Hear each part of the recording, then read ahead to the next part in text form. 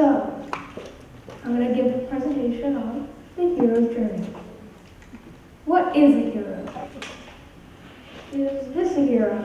That's Hercules. Or what about that? A hero? Superman? Well, here are some of my heroes. Martin Luther King Jr., Plato, John Lennon, Steve Jobs, and my dad. But what really makes it a hero? Is it someone who beats a monster or stops an asteroid?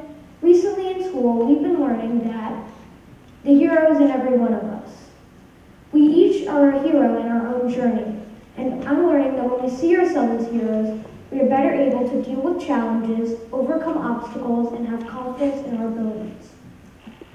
I've recently been embarking upon middle school because I just turned 12 a couple months ago. And what I'm finding is it's a perfect time to learn and appreciate myself as a hero. Now, being a hero over 12 can be difficult, but it happens. So, take a moment to recollect your middle school and high school years. It was probably pretty hard, right? Now imagine being that same confused adolescent with all the added technology of the modern day, such as internet, video games, and parents who are even busier than ever. It's really difficult.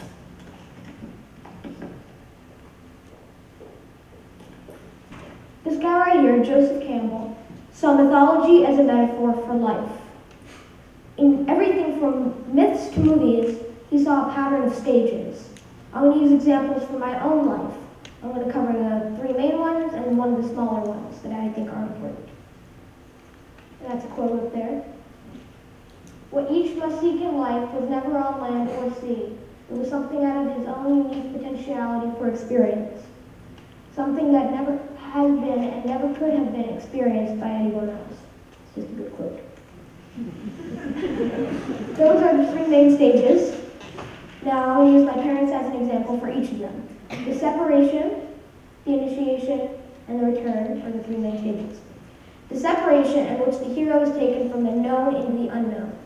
My parents and I, and my sister and my brother, just the whole family, used to live on the East Coast. But then my parents decided that they wanted to start their own school in a community that would be supportive of their transforming of education. So, they moved to Encinitas, California. Go Encinitas.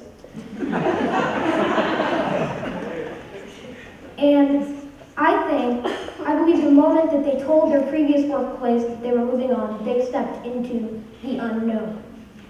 Then there's the initiation. Okay, so after we moved here and we started the school, we didn't really find a place for it, so they took on the task of keeping 8 children in their house for a school. I think that was a perfect example of the initiation.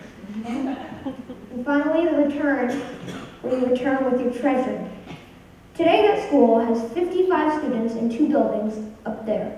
And each of them are getting a wonderful education, and that treasure is priceless to them. Now, in this next graph, you will see that these are all the smaller stages. You can see the known and the unknown, and then that big explosion down at the bottom is the one we're going to talk about. That is the abyss, which is when you hit rock bottom. Wonderful. So I'm going to use an example that most of you probably know. Star Wars, great movie. Episode 4. Episode 4, yes. And in that one, Luke gets pulled down into the murky water by a mysterious creature. No one knows what happened under that water, but when he came up, he was a true hero. He took control of the situation and ultimately gave the Republic the upper hand. But I believe getting pulled under the water was a perfect example of the abyss, because he was reborn as the hero that he is. Hopefully on your journey you will encounter allies and ogres, allies being friends and ogres being enemies. Hopefully you're picking a mentor that can help you decipher which is which, because sometimes you'll encounter an ogre disguised as an ally. And as an adolescent, you can get into trouble with that because you're separating from your parents, but yet haven't taken on your mentors.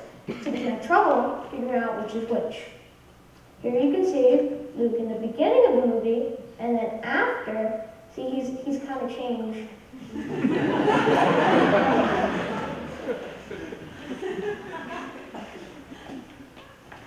Let that sink in a little.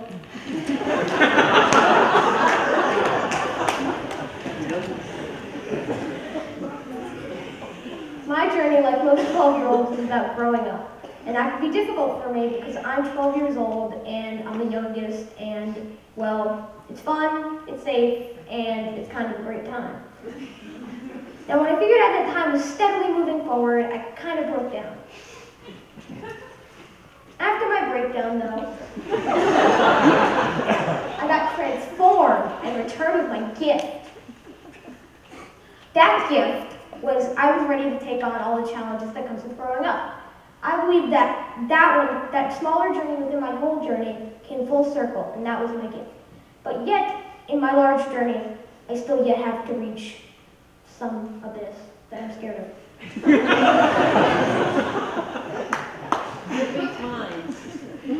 In America, we don't honor rites of passage.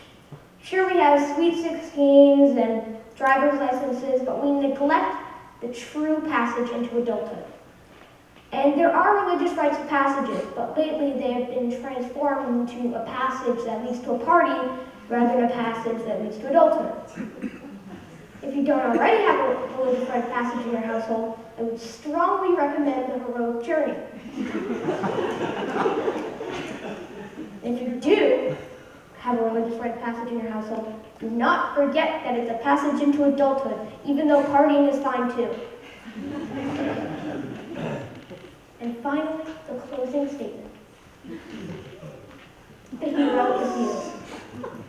And don't forget to be a mentor to an adolescent in need, and inform them about the hero's journey and tell them that the worst is almost over and the best is yet to come.